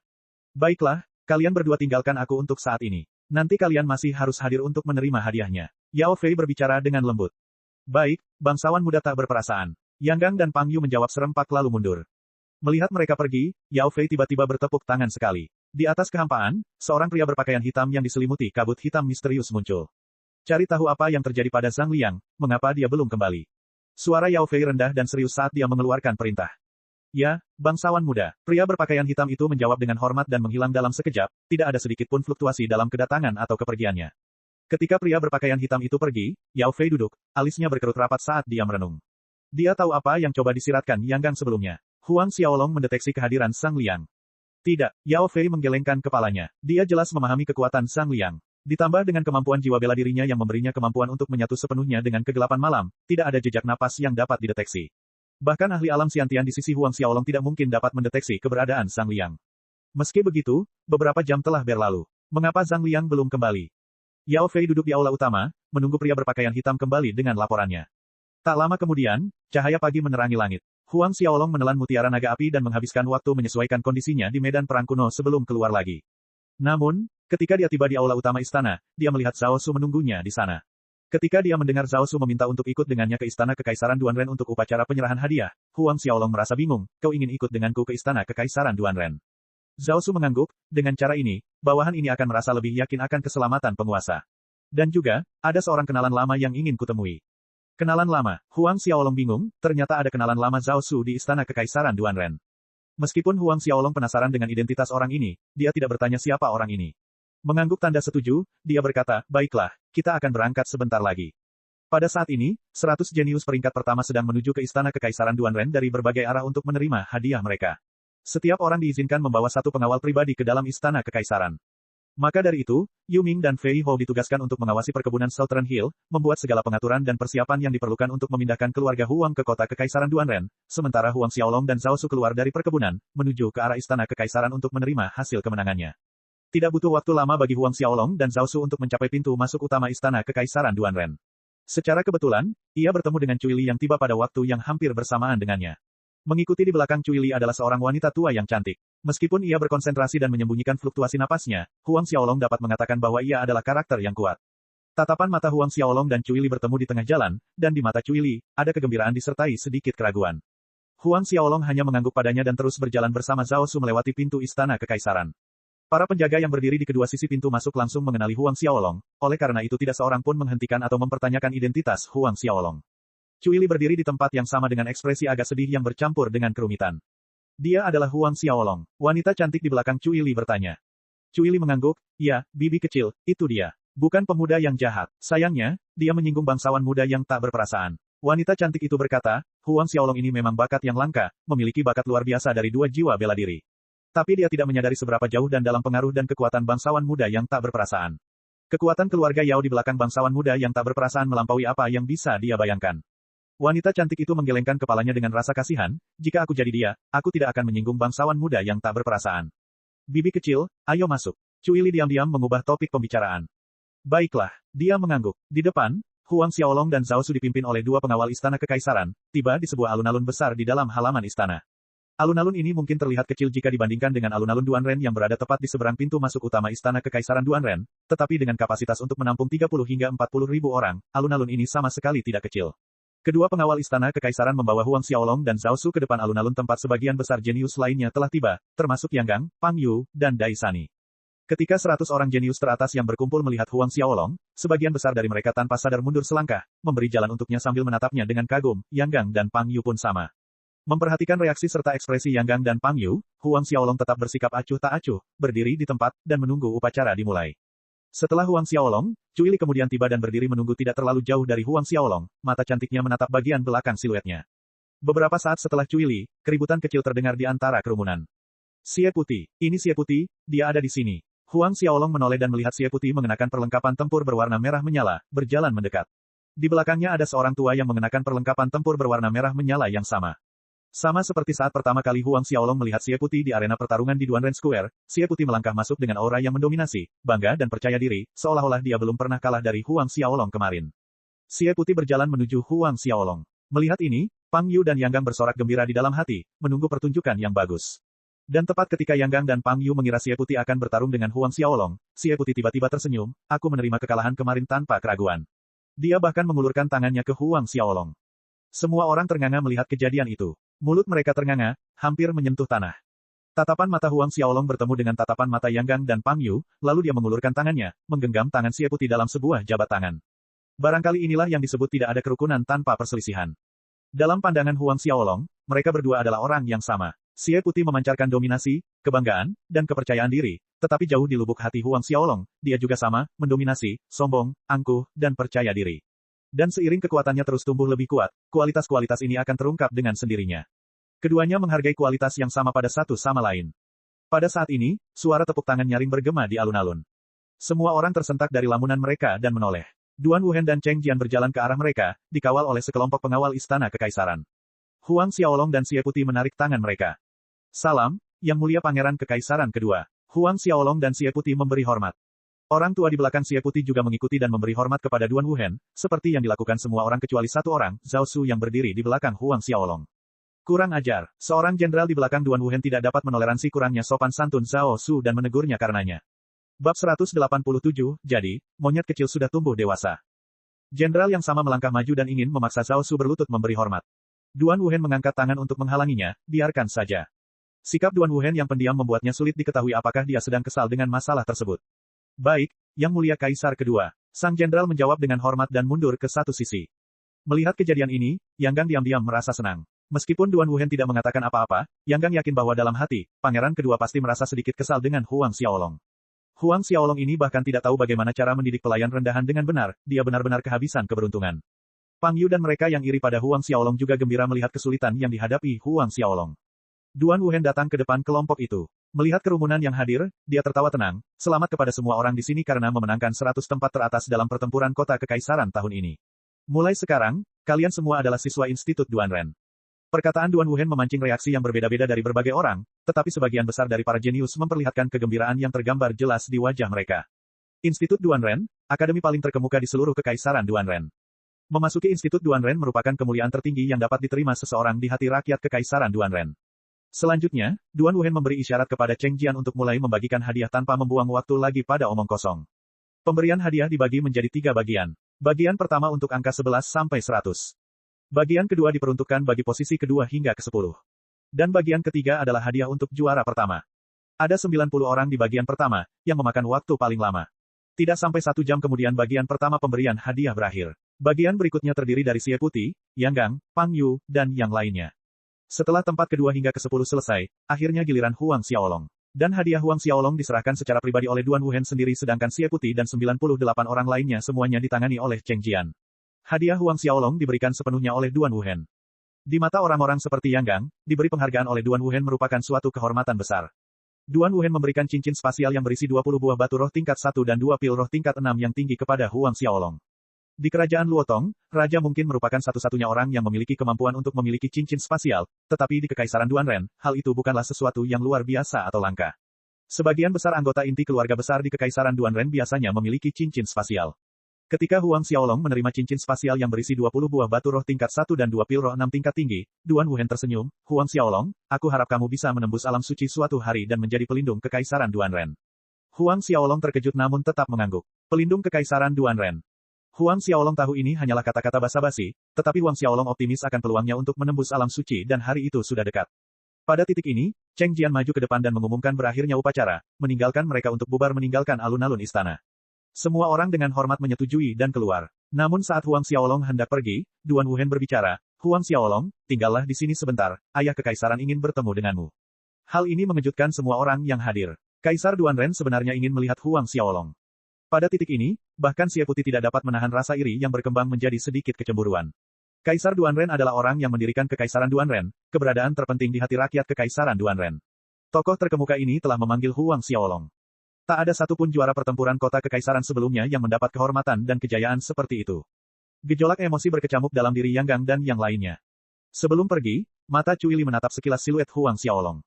Duan Wuhen menunggu hingga Xie Putih, Cui Li, dan yang lainnya menghilang dari pandangan sebelum berbicara lagi, Huang Xiaolong, ikut aku. Tanpa menunggu jawaban, Duan Wuhen dan Cheng Jian berbalik dan memimpin di depan, meninggalkan Huang Xiaolong dan Zhao Su untuk mengikuti dengan kemauan mereka sendiri keluar dari Rites Square. Istana kekaisaran Duan Ren meliputi area yang sangat luas. Mereka melewati banyak aula besar, alun-alun besar dan kecil, serta koridor di sepanjang jalan sebelum Duan Wuhen dan Cheng Jian berhenti di depan sebuah bangunan istana yang luas. Sekelompok pengawal istana kekaisaran berbaris di sepanjang perimeter depan. Duan Wuhen, Cheng Jian, Huang Xiaolong, dan Zhao Su masuk. Mereka terus maju, melewati 4 halaman kecil lainnya sebelum tiba di aula besar yang megah. Di ujung lain aula besar itu duduk seorang pria parubaya mengenakan jubah naga kuning cemerlang. Di tengah alis pria parubaya ini terdapat jejak pola jimat bilah patah. Dia tidak lain adalah Kaisar Duan Ren. Memasuki aula besar, Cheng Jiang dan Duan Wuhen bergegas maju untuk memberi penghormatan namun mereka tiba-tiba melihat Kaisar Duan Ren berdiri tegak dengan kegembiraan yang tak terlihat di wajahnya, melompat dari singgasana dan turun hanya dalam beberapa langkah cepat. Duan Wuhen dan Cheng Jian tercengang. Kaisar Duan Ren malah berjalan menuju kelompok Duan Wuhen.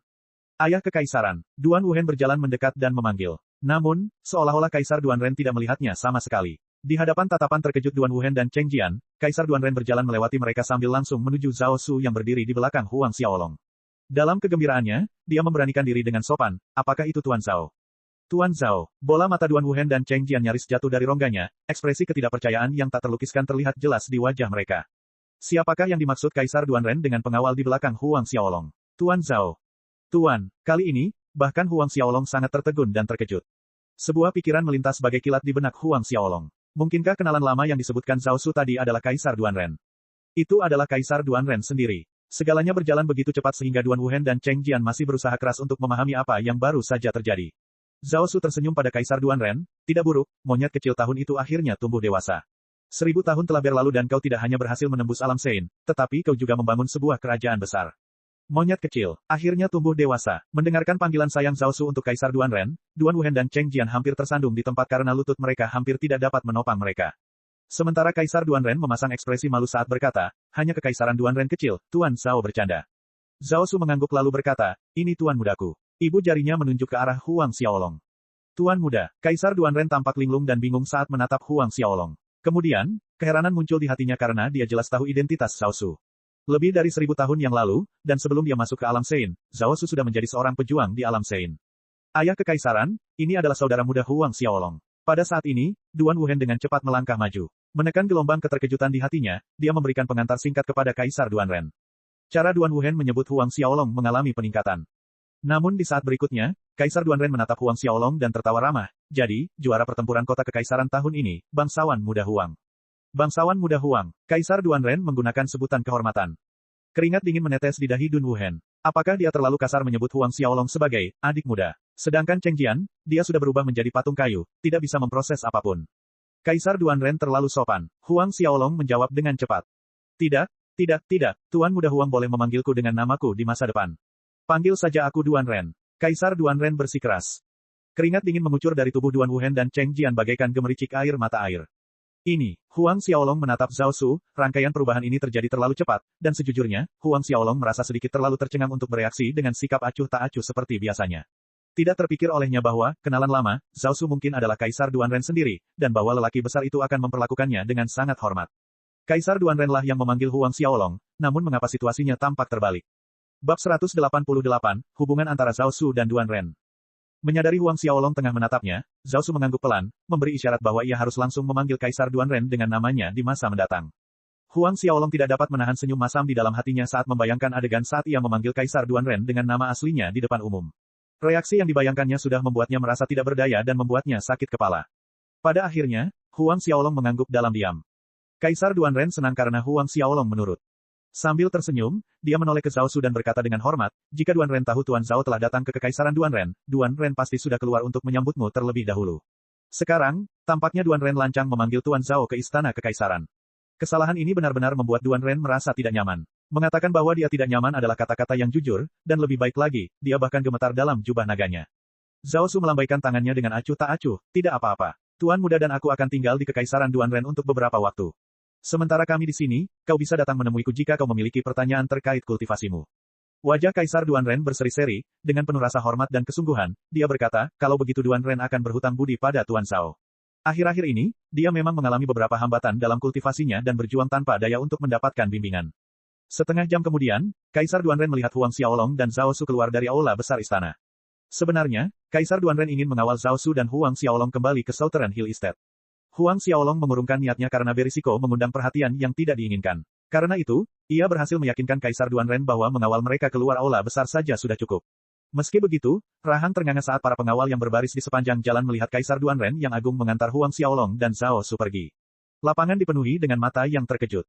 Setelah dengan hormat mengantar Huang Xiaolong dan Zhao Su keluar, Kaisar Duanren berbalik dan berkata kepada Duan Wuhen dan Cheng Jian, kalian berdua, kirimkan bangsawan muda Huang dan Tuan Zhao kembali ke perkebunan Bukit Selatan atas namaku.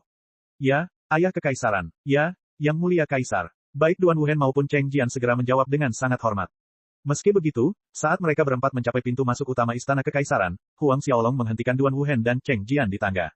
Melihat desakan Huang Xiaolong, tak satu pun dari mereka ingin membantah dan karenanya, mereka mengalah. Setelah itu, saat sosok Huang Xiaolong dan Zhao Su menghilang dari pandangan, keduanya kembali ke aula besar istana sebelumnya untuk melapor. Kaisar Duanren mengamati dua orang yang berdiri di bawah podium, kalian berdua pasti merasa penasaran dengan identitas Tuan Zhao, benarkan?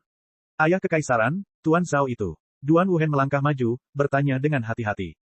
Tuan Zhao adalah teman baik tuanku. Kaisar Duanren berbicara dengan suara pelan dan seolah menjauh saat dia melihat ke depan, tenggelam dalam kenangan. Sekitar 1000 tahun yang lalu ketika aku masih menjadi prajurit Xiantian, Tuan Zhao sudah menjadi Master Alam Sein. Keterkejutan tiba-tiba terlihat di wajah Duan Wuhen dan Cheng Jian. Sudah menjadi Master Alam Sein lebih dari 1000 tahun yang lalu. Sementara Kaisar Duanren hanyalah seorang prajurit alam Xiantian pada saat itu. Rasanya sudah lama sekali Duan Wuhen berbicara lagi, ayah kekaisaran, kalau begitu Tuan Leluhur sekarang. Dia belum pernah mendengar ayah kekaisarannya berbicara tentang Tuan Leluhur. Guru telah gugur. 1000 tahun yang lalu, beliau dikepung oleh musuh. Saat itu, Tuan Zhao bergegas datang dan menyelamatkan saya. Jika bukan karena Tuan Zhao, saya pasti sudah mati seperti guru tahun itu. Kaisar Duanren menghela napas, karena menjaga kepentingan guru, Tuan Zhao merawat saya dengan baik setelah beliau menyelamatkan saya, membimbing kultivasi saya selama belasan tahun. Lebih dari 1000 tahun telah berlalu begitu cepat. Duan Wuhen dan Cheng Jian saling bertukar pandang. Hal seperti itu terjadi. Jika itu benar, maka Tuan Zhao bukan hanya tetua ayah kekaisaran, dia juga penyelamat ayah kekaisaran. Selain itu, dia juga setengah guru. Tidak heran ayah kekaisaran memperlakukan Tuan Zhao dengan penuh hormat dan sangat gembira saat mereka bertemu. Duan Wuhen berpikir dalam hati. Yang mulia, berapa tingkat kekuatan Tuan Zhao? Cheng Jian bertanya dengan hati-hati. Tidak terduga, Kaisar Duanren menjawab dengan nada berwibawa, dia setidaknya seorang Master Ordo ke-7 Alam Suci. Alam Suci Ordo ke-7. Dan itu adalah, setidaknya, pada saat itu. Lapisan keringat dingin muncul di dahi Duan Wuhen dan Cheng Jian. Hanya ada sedikit ahli Sein Realm bahkan jika Anda menyisir seluruh kekaisaran Duanren dengan sisir bergigi rapat. Sebagian besar dari mereka akan berada pada tahap awal Sein Realm, dengan mungkin hanya 2 atau 3 orang pada tahap Sein Realm tingkat menengah. Sedangkan untuk Sein Realm Orde ke-7 dan di atasnya, Duan Wuhen mencari ingatannya tetapi, sejauh yang dia tahu tidak ada satupun. Orang-orang di alam Sein Order ke-7 dan di atasnya, tak dapat disangkal lagi adalah monster super tua di antara monster-monster tua. Ini jelas merupakan eksistensi yang hanya bisa dipuja Duan Wuhen. Tiba-tiba teringat kejadian di lapangan kebenaran, ketika seorang jenderal di kubu Duan Wuhen membentak Tuan Zhao karena tidak memberi hormat kepadanya, lutut Duan Wuhen mulai sedikit gemetar. Kalau Tuan Zhao saja tadi marah, bukankah itu artinya dia tidak akan bisa melindungi nyawa kecilnya sendiri, sekeras apapun dia berusaha. Kaisar Duanren menyadari perilaku aneh putranya, lalu bertanya, Hen, ada apa? Duan Wuhen tidak berani menyembunyikan masalah itu, segera menceritakan apa yang terjadi di lapangan kebenaran kepada ayahanda kaisarnya. Mendengar alasan dan sebab, wajah kekaisaran Duanren menjadi dingin, bagi mereka yang menyinggung Tuan Zhao, hukuman mati. Penggal kepala jenderal itu. Kepala, Duan Wuhen dan Cheng Jian sama-sama tercengang sejenak. Jenderal itu adalah jenderal kekaisaran Duanren yang terkenal. Tidakkah kau mendengar apa yang kukatakan? Kaisar Duanren memancarkan tekanan kuat saat suaranya menjadi tegas. Dimengerti, ayah kekaisaran. Hati Duan Wuhen menegang dan menjawab tanpa ragu-ragu lebih lanjut. Nanti aku akan minta maaf pada Tuan Zhao, Kaisar Duanren menambahkan. Mendengar ini, Duan Wuhen dan Cheng Jian menundukkan kepala, tidak berani bernapas saat mereka mencoba mengurangi kehadiran mereka. Ayah kekaisaran, lalu bagaimana dengan Huang Xiaolong? Beberapa detik kemudian, Duan Wuhen tidak dapat menahan diri untuk bertanya. Kamu harus memanggilnya bangsawan muda Huang. Kaisar Duanren membentak putranya. Jantung Duan Wuhen berdebar kencang saat dia menuruti perintah ayah kekaisarannya. Saya juga tidak yakin apa yang ingin dicapai oleh bangsawan muda Huang. Jika Tuan Zhao ingin memberitahu kita, dia akan melakukannya. Kaisar Duanren berkata, mengenai identitas bangsawan muda Huang, jangan bertindak atas kemauanmu sendiri untuk menyelidiki atau membuat asumsi yang tidak berdasar, mengerti? Kedua kepala mereka mengangguk seperti anak yang patuh. Baiklah, kau dimaafkan. Kaisar Duanren memperingatkan lagi, ingat, jangan biarkan informasi apapun bocor mengenai Huang Xiaolong dan Tuan Zhao. Mengakui peringatan Kaisar Duanren, Duan Wuhen dan Cheng Jian memberi hormat dan meninggalkan aula besar. Keduanya berjalan keluar dari aula besar hingga akhirnya meninggalkan bangunan istana. Setelah itu, Duan Wuhen dan Cheng Jian terus berjalan dalam diam untuk waktu yang lama. Keduanya tidak berbicara sepatah kata pun hingga mereka menyadari bahwa mereka telah sampai di pintu masuk utama istana kekaisaran. Pangeran kekaisaran kedua, Cheng Jian berbicara lebih dulu, menteri ini harus pergi. Kau kembali dulu. Duan Wuhen mengangguk, pikirannya agak kacau saat ini. Peristiwa hari ini memberinya begitu banyak kejutan sehingga ia butuh waktu sendiri untuk memikirkan semuanya. Pada saat ini, Huang Xiaolong dan Zhao Su telah kembali ke Southern Hill Estate. Kembali di Southern Hill Estate, Huang Xiaolong juga memiliki banyak keraguan dan pertanyaan. Memahami kebingungan Huang Xiaolong, Zhao Su menjelaskan, Yang mulia, dulu, Guru Duanren dan saya adalah teman baik. Zhao Su kemudian menceritakan kejadian tahun itu kepada Huang Xiaolong.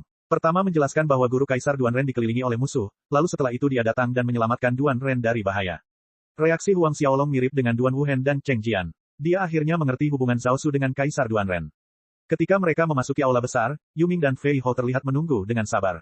Sambil menatap Huang Xiaolong dan Zhao Su, Yuming dan Fei Hou menyapa mereka dengan hormat. Huang Xiaolong tidak lupa bertanya tentang kemajuan dalam mengatur migrasi keluarga Huang ke kota kekaisaran. Setelah selesai mendengarkan laporan Yuming dan Fei Hou, Huang Xiaolong meminta izin pada mereka bertiga, mengaktifkan cincin pengikat dewa, dan memasuki medan perang kuno. Di medan perang kuno, Huang Xiaolong mengambil pil roh tingkat 7 yang dimurnikan dari lelaki tua berpakaian hitam keluar dari cincin Asura. Bab 189, Semester Institut Duanren dimulai. Ada sekitar 20 hari atau lebih sebelum semester baru Institut Duanren dimulai. Huang Xiaolong berencana untuk menelan pil roh kelas 7 dan 2 pil roh kelas 6 tingkat tinggi dari hadiah pertempuran kota kekaisaran dan berkultivasi untuk meningkatkan kekuatannya sedikit lebih banyak sebelum semester dimulai. Tanpa ragu, Huang Xiaolong melemparkan pil bundar kecil kelas 7 itu ke dalam mulutnya. Sumber esensi ki pertempuran yang melimpah langsung mengalir ke meridian dan laut ki Huang Xiaolong. Dia dengan cepat menjalankan taktik Asura untuk memurnikan dan menyerapnya. Saat Huang Xiaolong memurnikan pelet tingkat 7 ini, naga hitam dan biru muncul, melayang di atasnya dan melahap energi spiritual sambil berkultivasi juga. Begitu Huang Xiaolong berhasil menembus alam Xiantian, semangat bela dirinya memadat menjadi wujud padat, bisa bertarung dan berkultivasi juga. Bukan hanya itu saja, dalam 2 hari terakhir Huang Xiaolong menyadari bahwa roh bela diri naga kembarnya bisa terhubung dengan alam naga kuno dan menyerap ki naga sejati kuno. Sementara naga hitam dan biru berkultivasi di kehampaan di atas Huang Xiaolong, menyerap energi ke dalam tubuh mereka, energi berwarna merah keemasan terlihat mengalir keluar dari atas. Ini adalah ki yang disebutkan sebelumnya dari naga sejati dari zaman kuno. Ki naga sejati menyembur turun dari kehampaan, setengahnya diserap oleh naga kembar dan setengahnya lagi dipindahkan ke tubuh Huang Xiaolong, disempurnakan dan diserap. Ki naga sejati adalah salah satu energi spiritual bawaan tingkat atas yang terbentuk di dunia ini. Dapat dikatakan memiliki tingkat yang sama dengan energi spiritual dunia bawah dari dunia bawah dan mungkin bahkan lebih tinggi dengan selisih yang kecil. Saat ki naga sejati memasuki Huang Xiaolong dan menyebar ke setiap bagian tubuhnya, Huang Xiaolong dapat mendeteksi perubahan signifikan. Baik itu daging atau meridiannya, tulang dan urat, atau bahkan organ dalamnya, semuanya menguat dengan cepat pada tingkat yang terlihat. Energi spiritual dunia bawah juga mengalir turun dari kehampaan secara bersamaan, diserap dan dimurnikan oleh Huang Xiaolong. Saat Huang Xiaolong terus menyerap lebih banyak ki naga sejati, ia berubah menjadi ki pertempuran naga sejati, yang hidup berdampingan di meridian dan laut ki Huang Xiaolong dengan ki pertempuran dunia bawah. Meridian dan laut ki Huang Xiaolong kembali membesar ukurannya. Jika meridian Huang Xiaolong sebelum melangkah ke alam Xiantian mirip dengan sungai kecil, maka meridiannya saat ini seperti sungai yang telah meluas 10 kali lipat menjadi sungai besar. Begitu pula dengan laut ki-nya, yang meluas lebih dari 10 kali lipat dari sebelumnya. Saat ia berhasil menembus alam Xiantian, ki pertempuran yang seperti gas telah sepenuhnya berubah menjadi bentuk cair. Energi yang terkandung dalam satu tetes ki pertempuran dengan mudah melampaui 100 kaki kubik ki pertempuran gas beberapa kali lipat. Mereka bertiga, Huang Xiaolong, naga hitam dan naga biru, terus menyerap energi, memurnikannya, dan berkultivasi. Waktu terus berjalan, 1 hari berlalu. Lalu 2 hari berlalu. Dalam sekejap mata, setengah bulan telah berlalu. Butuh waktu sebanyak itu bagi Huang Xiaolong untuk menyempurnakan pil tingkat 7. Selama setengah bulan itu, Huang Xiaolong awalnya hampir menembus kekuatan Xiantian First Order. Namun, dengan bantuan pil tingkat 7, ia kemudian berhasil menembus kekuatan Xiantian First Order, dan akhirnya Xiantian First Order. Orde pertama Xiantian akhir. Pelet tingkat 7 ini disempurnakan dari seorang ahli Xiantian tingkat ke-8. Singkatnya, dapat dikatakan bahwa Huang Xiaolong melahap seorang prajurit Xiantian tingkat ke-8. Meski begitu, Huang Xiaolong kecewa. Ia berharap setidaknya ia akan mencapai puncak orde pertama Xiantian akhir setelah menyempurnakan pil tingkat 7 itu. Namun, di saat berikutnya Huang Xiaolong menggelengkan kepalanya dengan masam, merasa bahwa dia terlalu serakah. Sudah berapa lama sejak dia berhasil menembus alam Xiantian? Tidak lebih dari 2 bulan. Jika itu orang lain, mungkin butuh waktu 10 tahun, bahkan mungkin lebih lama. Sambil menarik napas dalam-dalam, Huang Xiaolong menyesuaikan suasana hatinya dan mengeluarkan 2 pil roh 6 kelas tinggi yang diperoleh dari kompetisi pertempuran kota kekaisaran. Ia memasukkan keduanya ke dalam mulutnya sekaligus. Meski begitu, energi gabungan dari 2 pelet ini jauh lebih lemah daripada pelet tunggal kelas 7. Malam berganti siang dan siang berganti malam. 10 hari telah berlalu saat Huang Xiaolong selesai menyempurnakan 2 pil roh 6 tingkat tinggi. Namun, Huang Xiaolong tetap berada di tahap Xiantian tingkat pertama akhir bahkan setelah mengonsumsi pil tersebut, dan tidak berhasil menembus ke tahap puncak tahap Xiantian tingkat pertama akhir. Meskipun spirit dan kelas 6 dan 7 sangat langka dan berharga, serta bermanfaat untuk peningkatan ki pertempuran dan kultivasi seseorang, ada batas pada kelebihannya. Kalau tidak, bukankah generasi muda dari keluarga super itu akan menelan spirit dan kelas 5 dan kelas 6 untuk meningkatkan diri mereka tanpa henti? Berbagai murid dan jenius yang meningkatkan kultivasi mereka dengan sangat bergantung pada penggunaan sejumlah besar pelet roh mengabaikan fondasi yang kokoh. Selain itu, setiap tahap terobosan ki pertempuran sulit. Sebagian besar jenius superfamili ini terjebak di puncak orde pertama Xiantian akhir atau puncak orde kedua Xiantian akhir, tidak dapat melangkah ke orde ketiga untuk waktu yang lama. Ini terutama karena fondasi mereka yang lemah. Saat mengakhiri sesi meditasinya, Huang Xiaolong menghitung dalam hati. Masih ada 2 hari lagi hingga dimulainya semester baru di Institut Duanren. Karena itu, ia tidak meninggalkan medan perang kuno. Sekali lagi, Huang Xiaolong melanjutkan usahanya untuk mengolah taktik Asura dan kitab suci metamorfosa tubuh secara bersamaan. 2 hari lagi berlalu di tengah upaya Huang Xiaolong. Menjalankan kedua teknik secara bersamaan jauh lebih lancar bagi Huang Xiaolong daripada sebelumnya. Jika hal-hal terus berlanjut seperti ini, tidak akan butuh waktu lama sebelum ia dapat menjalankannya secara penuh pada saat yang sama tanpa hambatan. Puas, Huang Xiaolong keluar dari medan perang kuno. Di luar ruang dimensi medan perang kuno, langit mulai cerah saat matahari perlahan terbit di cakrawala. Huang Xiaolong melangkah menuju aula besar istana, lalu memerintahkan salah satu pelayan untuk memanggil Zhao Su, Yu Ming, dan Fei Hou ke aula besar. Beberapa saat kemudian, mereka bertiga tiba di aula utama. Huang Xiaolong memberi isyarat kepada mereka untuk duduk setelah memberi salam. Ketika mereka berempat sudah duduk, Huang Xiaolong bertanya kepada Fei Hou tentang kemajuan migrasi keluarga Huang ke kota Kekaisaran Duanren. Yang mulia, anggota keluarga Huang sudah dalam perjalanan menuju kota Kekaisaran, melewati kerajaan Baolong. Namun dengan kecepatan mereka akan membutuhkan beberapa bulan lagi sebelum tiba di kota Kekaisaran Duanren. Fei Hou menjawab dengan hormat. Mereka dikawal oleh kakak senior Hao Tian dan sekelompok pengawal istana Marsekal. Keselamatan mereka berada di tangan yang tepat. Huang Xiaolong mengangguk. Kemudian, dia menoleh ke arah Yuming. Yuming, aku harus merepotkanmu untuk bergegas dan bergabung dengan mereka. Meskipun Marsekal Hao Tian dan para penjaga mansion bersama keluarganya, Huang Xiaolong tidak merasa tenang. Baik, Yang Mulia, Yuming menanggapi perintah itu dengan rasa hormat seperti biasanya. Bagaimana situasi di pihak Yao Fei? Huang Xiaolong melanjutkan. Fei Hou tertawa sambil menjawab, Yao Fei masih mencari lelaki tua berpakaian hitam itu. Zhao Su menambahkan, jika dia tahu orang tua itu sudah dimakan oleh penguasa, dia pasti akan muntah darah. Komentar Zhao Su memicu ledakan tawa. Huang Xiaolong berdiri dan berkata, hari ini adalah awal semester baru Institut Duanren. Aku akan pergi ke sana untuk melihatnya. Yang Mulia, saya akan pergi bersamamu. Zhao Su berdiri dan berkata. Huang Xiaolong menggelengkan kepalanya, tidak perlu. Tidak akan ada bahaya besar di dalam lingkungan Institut Duanren. Selain itu, Huang Xiaolong tidak ingin bergantung pada perlindungan Zhao Su sepanjang waktu. Mendengar ini, Zhao Su tidak mengatakan apapun lagi. Oleh karena itu, Zhao Su dan Fei Hou tetap tinggal di perkebunan Bukit Selatan untuk menangani perpindahan perdagangan 9 tripod ke kota Kekaisaran sementara Yuming berangkat untuk bertemu dengan kelompok keluarga Huang untuk memastikan mereka tiba dengan selamat di Kekaisaran Duanren. Keluar dari Southern Hill Estate, Huang Xiaolong berjalan sendiri menuju Institut Duanren. Institut Duanren terletak di pusat kota Kekaisaran Duanren. Karena Huang Xiaolong berjalan kaki, ia membutuhkan waktu sekitar 1 jam untuk tiba di institut tersebut. Ketika ia sampai di gerbang utama institut, lautan manusia sudah menunggu di sana. Bagaimanapun, ini adalah hari pertama. Institut Duanren merupakan akademi terbaik Kekaisaran Duanren. Di sana berkumpul para jenius paling berbakat dari lebih dari 1000 kerajaan yang setia pada Kekaisaran Duanren. Setiap orang dari kerajaan-kerajaan ini memiliki bakat luar biasa. Huang Xiaolong. Tepat saat Huang Xiaolong tiba di alun-alun Institut Duanren, sebuah suara gembira memanggil namanya. Bab 190, siswa baru masuk. Huang Xiaolong berbalik untuk melihat orang yang memanggil namanya dan ketika dia melihat orang itu, dia tercengang, Chen Cheng. Chen Cheng dari Akademi Bintang Kosmik Kerajaan Luotong. Bertahun-tahun yang lalu ketika Huang Xiaolong pertama kali mendaftar di Cosmic Star Academy, ia bertemu Chen Cheng ketika mereka memasuki Dragon Flame Valley sebagai kelompok untuk berkultivasi dan ia memenangkan gelar juara siswa tahun pertama. Tahun itu, siswa yang memenangkan gelar juara umum Cosmic Star Academy adalah Chen Cheng.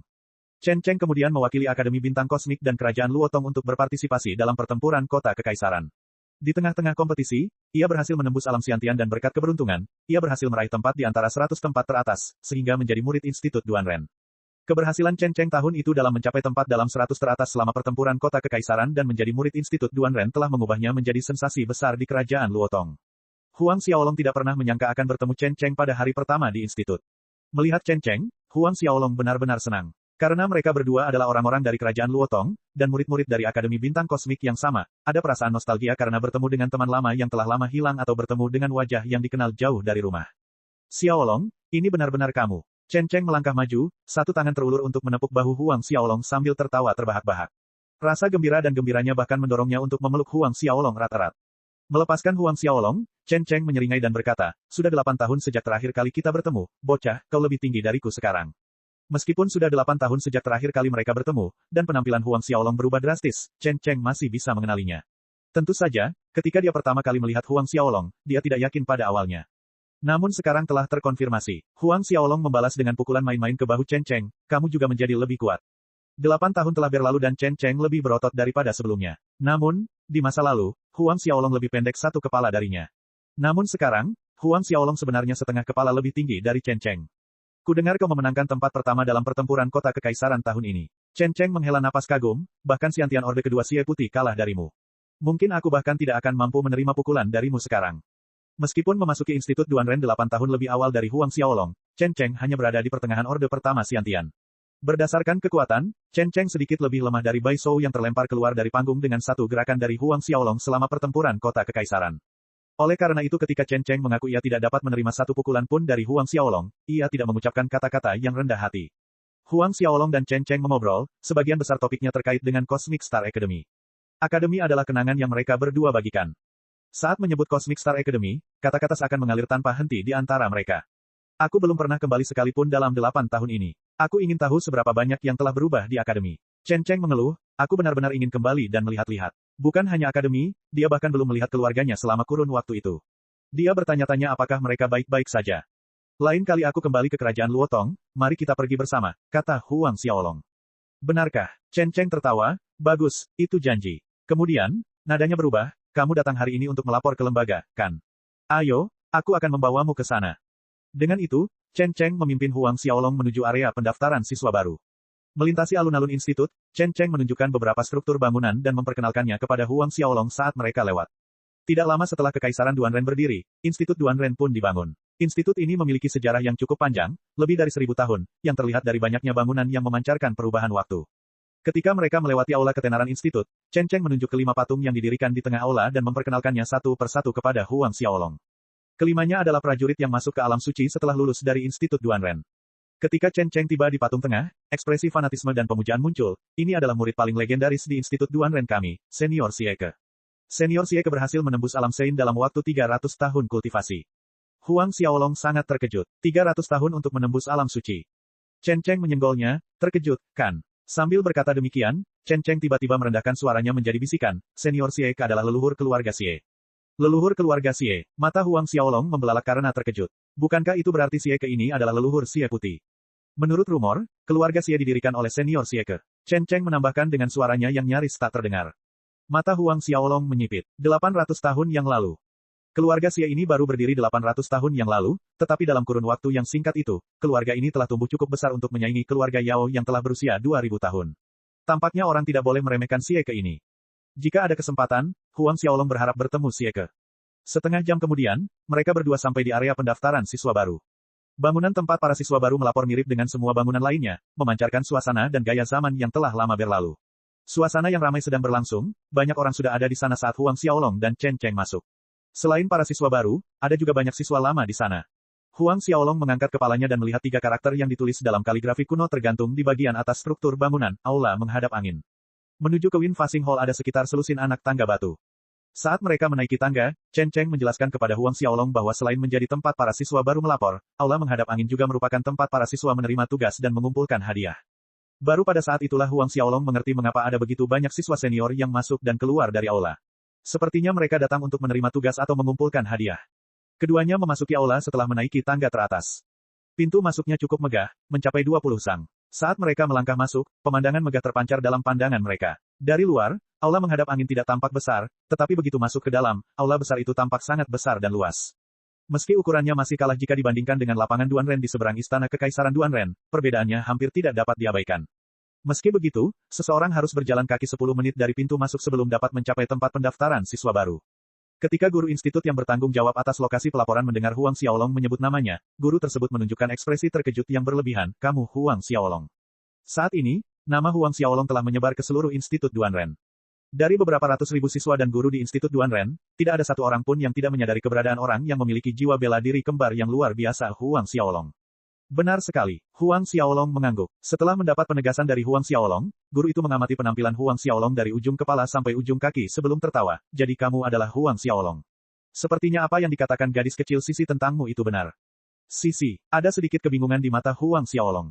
Guru institut itu tertawa, dia putriku. Dia pergi menonton pertempuran kota kekaisaran tahun ini dan ketika dia kembali, dia tidak bisa berhenti memujimu, mengatakan kamu sangat keren. Keren sekali. Huang Xiaolong tercengang, meninggalkannya tersenyum kecut, sedangkan Chen Cheng di sebelahnya tertawa terbahak-bahak. Ini adalah lencana emas dan jubah institut. Guru institut itu lalu mengeluarkan satu set jubah dan lencana emas dan memberikannya kepada Huang Xiaolong. Huang Xiaolong memasukkan semuanya ke dalam Asura Ring setelah menerimanya. Setelah itu, guru tersebut menjelaskan secara singkat peraturan institut dan memberinya sebuah buku yang sangat tebal.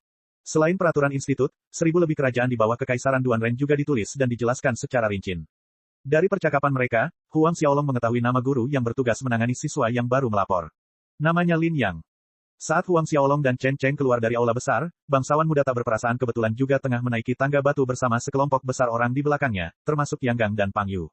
Cek cek cek cek cek cek cek cek. Rakan-rakan kultivator sekalian, sebelum retret, sila terus berkultivasi untuk jurus subscribe, like, share dan komentar agar sekte novel Sadim terus berkembang pesat.